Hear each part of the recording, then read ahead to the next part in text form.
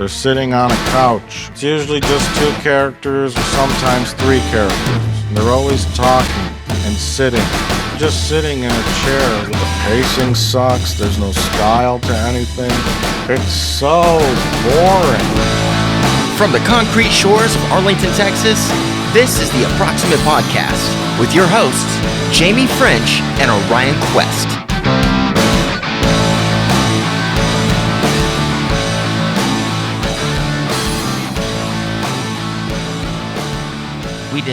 We did a show before this one that only we will hear, working out the technical bugs and everything. But this is our first official show, and yeah, we have some really cool things for you today. We're going to be interviewing two porn stars.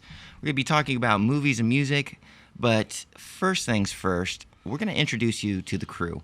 So I'm going to pass it back to Orion because he is the man with all the questions. He's the one that is. He's kind of the star of the show right now. He has actually gone through and done some show prep. See, I bought all the equipment, and he's doing all the legwork, and I have to thank him for that intensely. Orion, thank you so much. You're the man with the plan? Go ahead. She's got the brain. I've got the brawn. We're going to make lots of money. That's a quote from the Pet Shop Boys Opportunities. You're very old. Yes. Can't you tell? My name's Orion Quest, and we're part of a band called This Island Earth. We've been playing music together for easily over 20 years, but this particular project is new. It's about a year old. And who's we? This Island Earth being you and us, but we being you and I. Really? So, Orion and I are in a band. We're in a local band in Dallas, and yeah, it's called This Island Earth. And go ahead. Sorry. Go ahead. Before this is over, someone's gonna get a fucking slap. Hey, it's our first show. Anyway, give us a break. Anyway, as you know, the right there, that's the dynamic that me and her have. When we're not her and I. When we're not really. See, I have to play straight man to her being a nugget head, but what can you do? But we try as a band to put out music that's thoughtful and get people to question how they value the little island earth that they're on. And we try to do this in everything we do, even with this particular podcast. There'll be things that we'll talk about that'll be lighthearted. There are things we'll talk about that'll be serious. But in the end, if we get you to say, that was interesting, I never thought of it that way, then our job is done. Before we begin this, there's some things we want to establish, and I decided that we're going to do this interview style. So the first thing I'm going to do is bring on the first guest. Can I interrupt you for a second? No, you can't, but you already did. Man, because I thought, that's very noble, all those things. But I thought we were in it for the pussy. Are we not?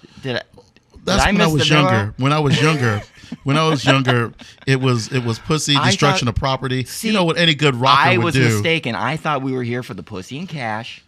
You know, the riches. You're in porn. You get pussy by proxy. What are you talking about? You know, you're the one slapping dicks and pussies around. I'm the one dialing 900 numbers. How did this happen? You're adding dicks to the equation. Oh man, look at that! I was trying to keep it simple. This is what I got to deal with, and this is what you're gonna have to deal with over the next few podcasts. So, as with always, pick your battles. For the show, please identify yourself. Thought we took care of that during the first part. My name is Jamie French. For those that are just now joining us, you know, for those 20 people that like to start their podcast listening experience by moving the cursor about 5 minutes ahead. My name's Jamie French, and I am the bass player, singer, songwriter, and everything else for the band This Island Earth. Many of you may know me from my long, illustrious career in the adult entertainment industry. I also run a production studio, Dead Girl Productions, where we do music and graphic design and videos and just everything AV. You got some questions. It looks like you have some questions. What do you got? First and foremost, where are you from? I was born in California, Lompoc, California, about a few miles north of Santa Barbara, but have lived in Arlington, Texas for most of my life.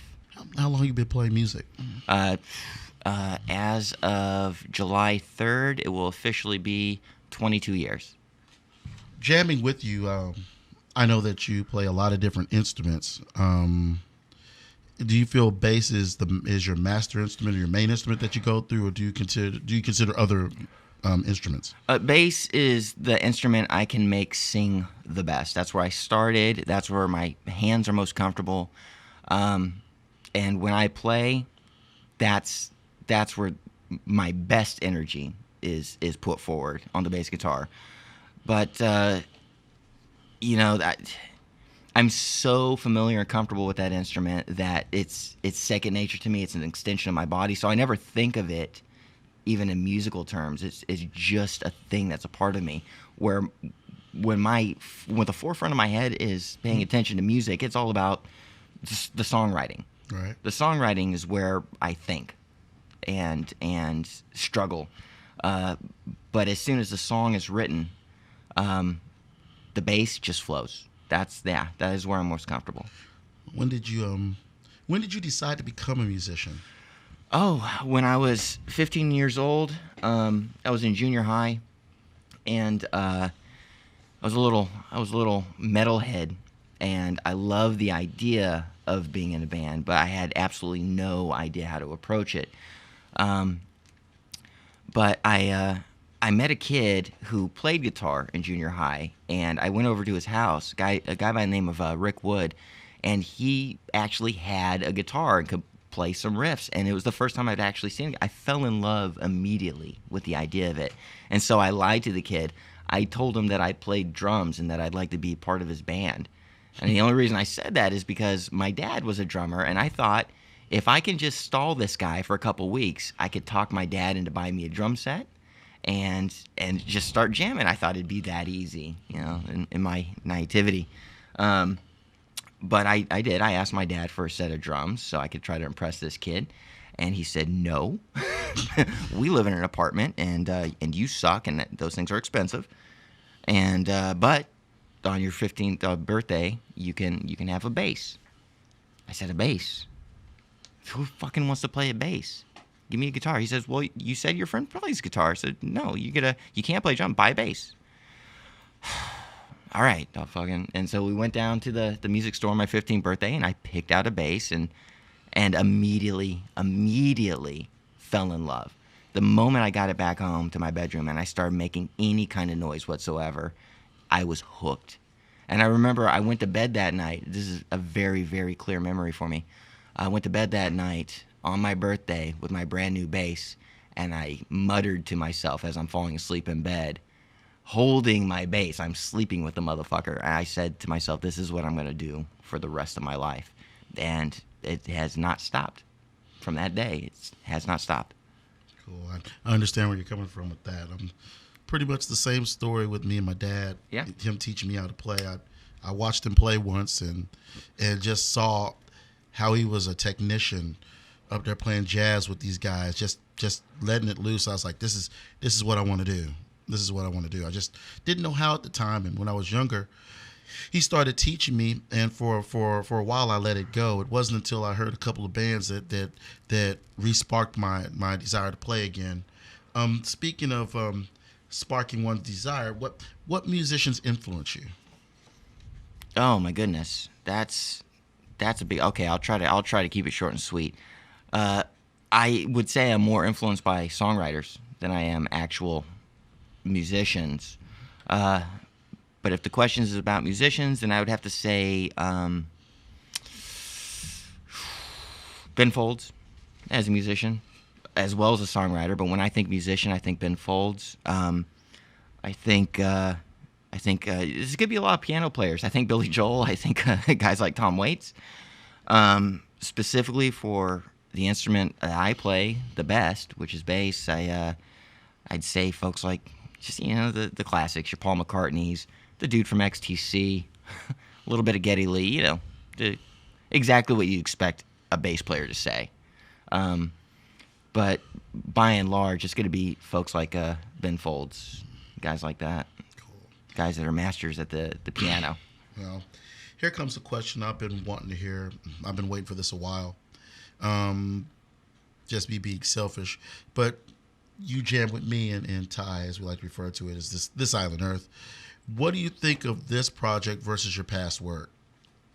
Good, better, and different? This band is, after 22 years of playing in countless bands of every kind of flavor you can imagine, this is the band where I feel like I can truly speak my piece. I mean, it's just you and I as a duo, and we've been playing together for the better part of 15 years now. I wasn't playing that long when I first met you, and we've been in, again, countless bands, cover bands, metal bands, industrial bands, weird-ass goofy bands, cover bands, all kinds of things.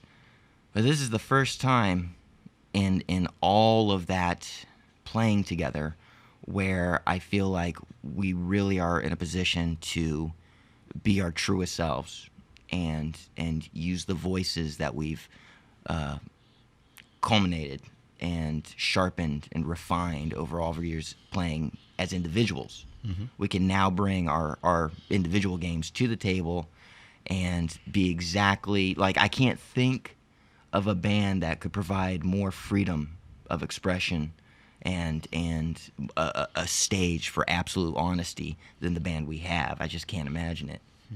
So yeah, that's, I think, what I like most about this band, and the way it compares to other projects. Yeah. Cool. When I met you, it's 20 years ago. When I met you, I knew you as James French, mm-hmm. and as the years have gone on, you've transitioned into Jamie French. When did you decide to transition? Decision's a dicey word. Decision's kind of a loaded phrase. There was no decision. It's when I chose to make a move to come public. Okay. It's not a matter of choice. It's a matter of navigating family, friends, and where I felt I stand in the larger construct of just being a part of society. And learning how to be me before I could be brave enough to present myself to the world.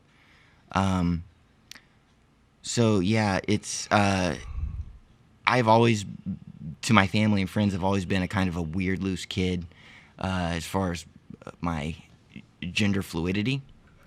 But I'd say at around the age of between 30 and 32 is when I really started to make my move to be who I knew I always was. And when I did officially come out, I was afraid it was going to be this big, hairy ordeal. But I had been such a quote-unquote weirdo for so many years of my life, starting from just before adolescence set in, that when I came out, everybody just looked at me and went, oh, "Yeah, so okay, we're still going to get tacos, right?" And that's how simple it was for me. I've been very fortunate. My story's not like so many other stories that of people in my position, and I recognize that and I realize that, and I'm very fortunate that I've had such a strong support base and people that have been so understanding. I don't come from a rough background in that way. I don't come from any kind of abuse. I don't come from any kind of being put down all my life or made to be afraid.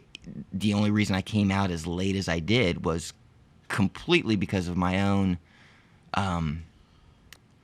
it was self-imposed. It was completely self-imposed. Nobody stood in my way. I came out late because of my own limitations. So, yeah. Did you, when you made the decision to go into porn, was that before you transitioned or after? Oh, that was before I came out full time. Again, the decision to transition is kind of still it's a loaded phrase. But it came out before it happened before I went full time with everyone. So I would say in a stage that's normally misconstrued as a cross-dressing phase. Right. I wasn't on hormones. I didn't know where to turn to make things official. No surgeries, no nothing. I was just dressing how I felt was appropriately that reflected how I felt on the inside. And I got into porn quite a few years before I actually came out, as it were, and before I actually started the hormone therapy and the surgeries and whatnot. I hate using the word, but it's just the go ahead. easiest word for me to wrap my head around. Absolutely. When you chose to go into adult films, why did you make that choice? It was more of a natural progression of the work that I had been doing for about a year before I actually got into porn. I'd say from the age of 16 to about 25. Yeah, it was 25. I'd worked probably 32 different menial jobs. Very, very bad at working. Very, very bad at having a boss, following orders, working customer service. Had no skill with a hammer. I could talk a big game. I could dress the part for any job I ever applied for and would always get hired immediately, but could never, could never meet the expectations. I could get it. I could always get my foot in the door, but I could never follow through with the job at hand. And it just felt shitty, and I needed to find a way where I could be my own boss and make my own rules. And it just so happens that my personality matched with an option that most people would find unfavorable, but that I had no problem with, and that was getting work done in the sex industry as an escort. I did it on a dare, and the dare worked in my favor. And I spent a year as an escort before I thought to myself, well, how can I move this forward? Because it can't just be fucking strangers for cash, for the rest of my days. So I thought to myself, I've been pretty successful at this, which means there's something about me that people like, and it's a looks-based industry. So let me try my hand at porn. And I did a little research. I asked a few questions and kind of tripped backwards into porn as a natural extension from the escorting job I was doing for about a year there. At around 25. I got into it at 26. In fact, I'm coming up right now on my 10-year anniversary of my my job in porn. Is it safe to assume that when you said, yeah, I'm going to do porn, did you tell the family when you said I'm going to do it? I told the family about 2 years into porn. It was about 2008, and I got sick of being vague with my family about how I was making money and surviving and buying my own cars and paying rent on time, and just saying that I was a photographer, I worked in multimedia, just giving really vague bullshit answers, and never being able to point to any of the fruits of my labor or any of the, well, not the fruits of my labor, but the what I told them I was doing. Mm-hmm. I couldn't show them a portfolio Right. of photos I told them I was taking or anything like that. And it weighed heavy on me. I didn't like the way it felt. I didn't like lying, or not necessarily lying, but maybe lying through omission by not giving them information. I didn't like that feeling at all. So I was in L.A. Doing porn and helping a girlfriend I was with at the time start her porn career. And I said, fuck it. I couldn't take it. And I sat down at a computer and I wrote my mom a letter, and I told her everything. I told her everything from how I quit my last job at the pizza place I was working at to getting into escorting, and how that parlayed into getting into the adult film industry. And was expecting the worst, and only got, my mom's a saint. My mom's a saint. She wrote back immediately and said, James, because it was still James at the time, and that's how she knew me. she said, "I love you, and you're my firstborn, and you're super smart, and I trust that you're making the right decisions. So just promise me you'll be safe, and yeah, and I'll see you when you get home." And that was it. That was it. That's how easy it was for me. Like I said, I'm very, very fortunate. And to this day, my family knows exactly what I do. She's when I win awards and stuff, my mom's the first one to tell me how proud she is of me. And yeah, I've proven myself in their eyes. This wasn't my work in the sex industry and in porn was never an act of desperation in the classic sense. I was never trying to feed a habit or had nowhere to turn. I was never, homeless. I just needed to be my own boss. And the level I am in the sex industry, whether it's dealing with clients as an escort or being a producer or a performer, it's none of it's predicated on desperation. It's all predicated on a person that likes to create and move forward and always up their game. It comes from a point of strength. And my family recognizes that. They know me better than anyone. So I never get hassled by it, and I'm just another one of the fucking weird kids in the family. It's what I do for a living, according to my family, is just seen more as a colorful story. 10 years, huh? So Yep. After 10 years, is it safe to say that you enjoy the life? But it's not a life, it's a job. And I do enjoy the job. My life's a whole different thing. Everything that the job pays for.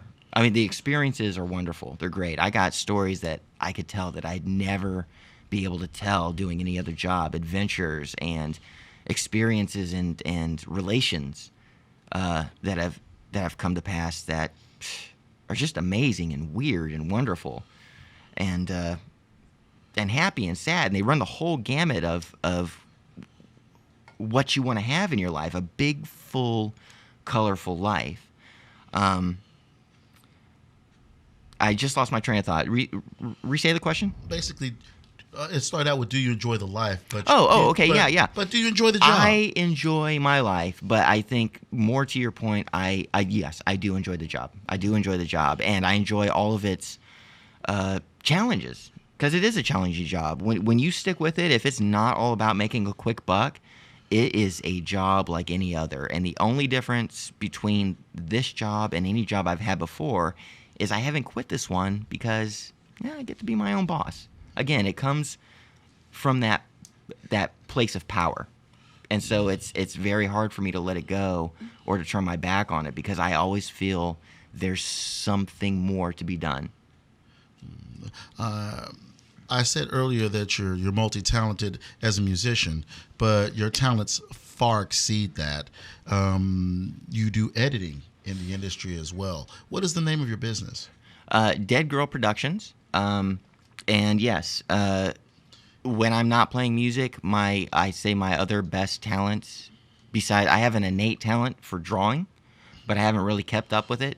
It's something that's natural for me, but I'd say my other real profitable skill is that of video editing and video production.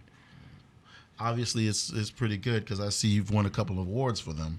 Yeah, I have a couple of awards. Yes. I've won just recently. I have one for Best Solo Site, which is tsjamiefrench.com. That's where most of my efforts go.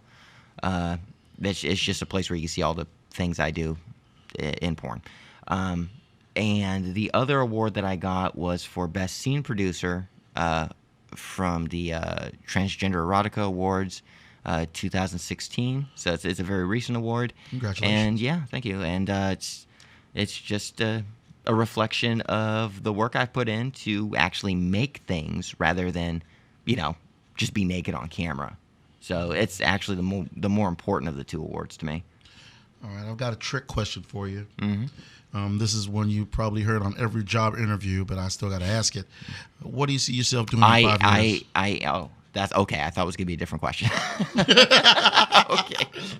What was that one that you were thinking? What do I see myself doing in 5 years? Yes. I see myself basically expanding the company I have, taking more of a backseat role as a performer, and getting my hands even more dirty with production, paying a little more attention to the financial aspects of the business and starting to grow financially, because I can't help but grow creatively. I would hope.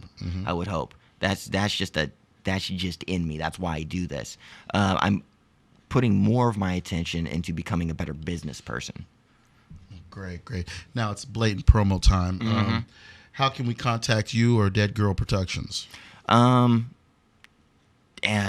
as it stands right now, I think the best way to contact me is through social media. Find me on Twitter. It's twitter.com/Jamie_French. Yeah, I think that's it. Try it out. But if you just Google me, you'll find me. You'll find me on Twitter. Just Google my name, Jamie French. And yeah, that's the best way to get a hold of me. Well, I appreciate the time that you spent with us. It's my show, motherfucker. I know, but you never thought of it this way before, have you?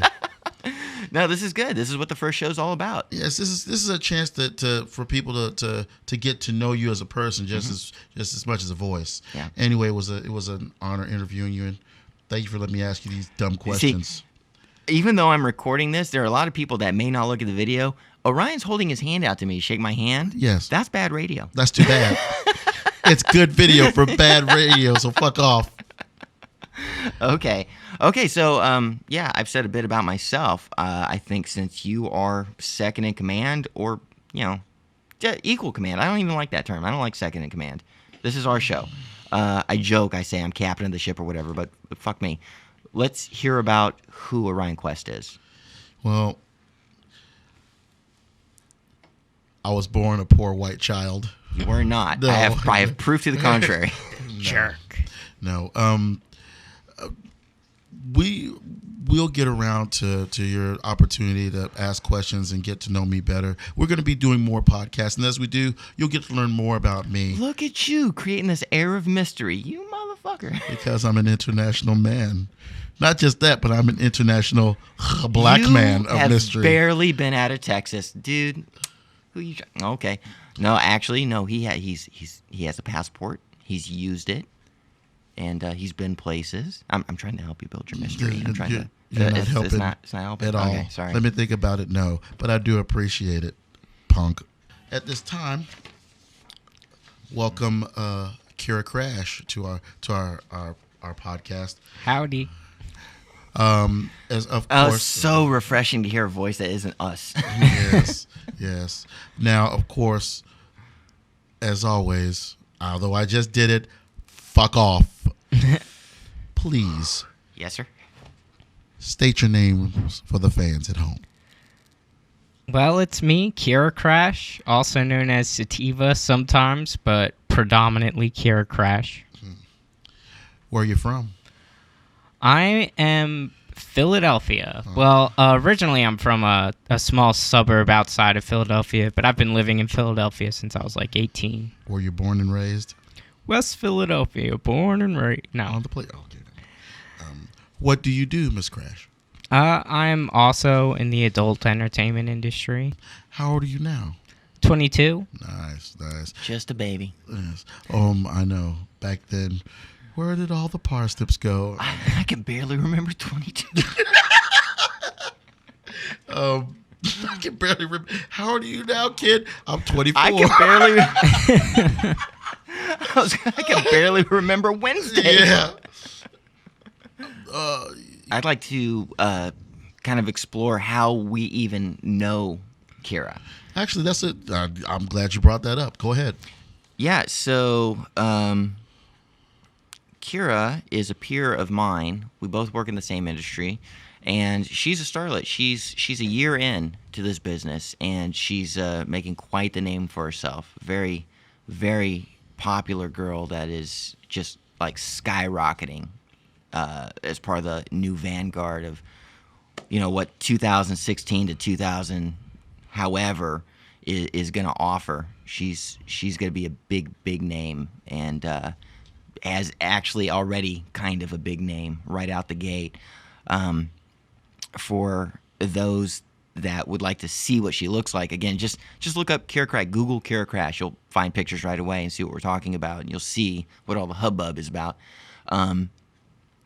But I think it'd be best if you told the story, Kira, of how we came to meet and the history there.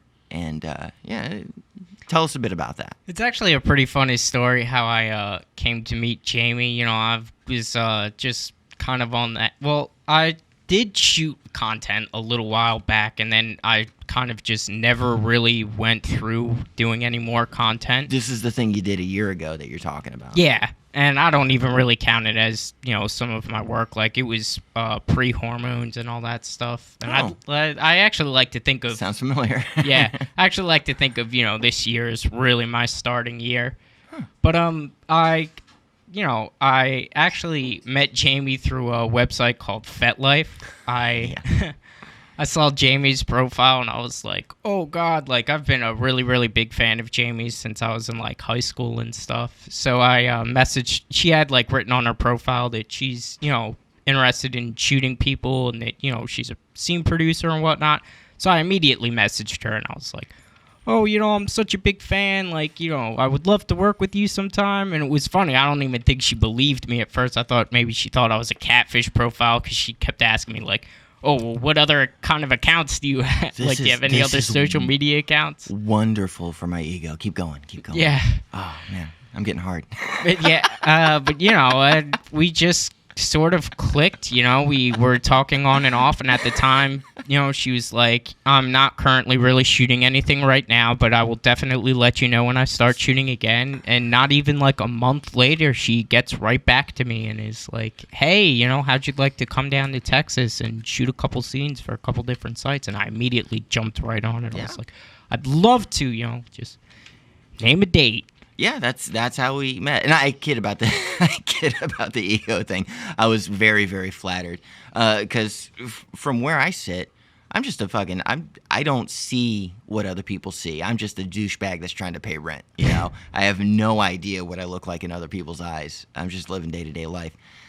So I thought it was amazing that you hit me up with such wonderful comments, and it has become a very, very successful partnership. She does great work, is a natural on camera, was a complete pleasure shooting her. Super laid back, super cool. Can't say enough good things about her. One of the favorite girls I've ever had an opportunity to work with, just because she's a good person. And when I'm shooting girls, that's what I'm looking for. I'm not looking for the prettiest or the person with the biggest name. I'm looking for the people that are best at being good humans, because that's where all the really good work comes from. You know, personality shines through on camera more than any makeup job or any amount of ego or stature or even like natural good looks. The thing that shines through most is amazing personality, and Kira has that in spades. So it's been wonderful having the opportunity to work for you. Thank you. It's been a pleasure working with you too. So, saying that, I think I'm going to pass it back to Ryan. He has some more questions for you. Yes. I want to backtrack a little bit. Do you have a favorite director? I have a couple favorite directors. You know, I love all sorts of genres. Like, I'm really into body horror films. Like, I love David Cronenberg's work, and I also I love dramas and some forms of comedy. And probably my favorite director would be Paul Thomas Anderson. What was some of his work? Actually, my favorite film of all time is, his second film, Boogie Nights. But he's also directed, like, There Will Be Blood and Punch Drunk Love and Inherent Vice. The Hard Eight, also called Sydney. You know, he's got a very wide body of work. He's got 9 films, but they're all very diverse. Also, The Master. That's another one of my favorite films by him. You told me one of your favorite films was horror. I cannot wait till the later part of the podcast because I'm about to ask you your top 3 horror films in your opinion, of all time. Oh man! So I can't wait to get around. Oh man, I can't wait to get around. Yeah. I do want to go ahead and cover some facts about your transition, if you don't mind, which is the same questions that I've asked before, and I was corrected as to with the word decide, but I'm still, once again, I can't choose a better word. So with that being said, when did you decide to go ahead and transition from the person we used to know to who you are now? Well, I knew around 11 years old was when I first started like puberty. Going to sexual education classes. I knew something wasn't right. I just knew that I needed. I didn't feel comfortable in my own skin, but I really didn't take an initiative till I was around 17, 18 years old, and I became full time around then. Following up to that, when did you decide to go into the adult industry? Well, I have a couple of friends from Philadelphia that have been in the adult entertainment industry, and they always told me that I've got the chops for it, and that I should really start trying to make an initiative to really get into it, because I do other kinds of sex work as well, and as Jamie put it, it's like the next step, kind of. It's able to make a little more money that way. So I guess really I decided after I messaged Jamie, which was, I believe, in January or February, something like that. So Yeah. it's been pretty recent. Do you enjoy the business? Do you enjoy your work? Yes, I enjoy it very much. I have a lot of fun. I've met very, very good friends through the business, and it's just been a lot of fun so far. And how many films have you done? I believe I've done one upcoming DVD so far, and I believe I've done 7 hardcore shoots for websites, and maybe like 5 or 6 solo shoots. Now it's time for the resume question. What do you see yourself doing in 5 years? Oh, that's a tough question. I'm still pretty young in the game. I imagine I'll probably be doing the same thing I'm doing now. I live a very comfortable lifestyle. I am accustomed to the lifestyle that I live right now, so. All right, and here's is there anything you wanted to add? I was going to say, when you were 22, if someone were to ask you, where do you see yourself in 5 years, what would your answer have been? On trial for the murder of Neil Peart. So, but then I digress.